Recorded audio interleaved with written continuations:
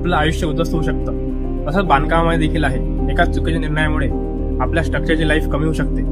तसंच या साईटवर झालेलं आहे.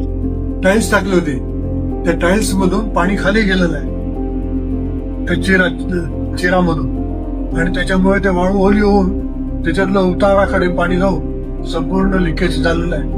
3 वर्षापासून हा आम्हाला त्रास आहे. या स्लॅब मधून पाणी गळतं.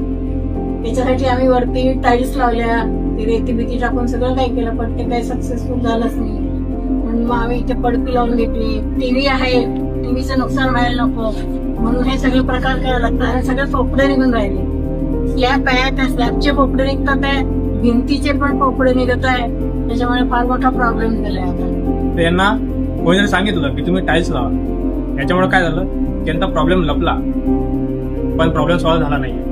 तर आता काय होत आहे, हे पूर्ण प्रोसेस वापस करावं लागत आहे. आता पावसाळा होऊन खूप दिवस झाले, आता हे टाईल्स तोडत आहे, तरी याच्यामध्ये पूर्ण मॉइश्चर लपत आहे. या मॉइश्चरला आणि या पाण्याला जायला पुढे जागा नाही आहे.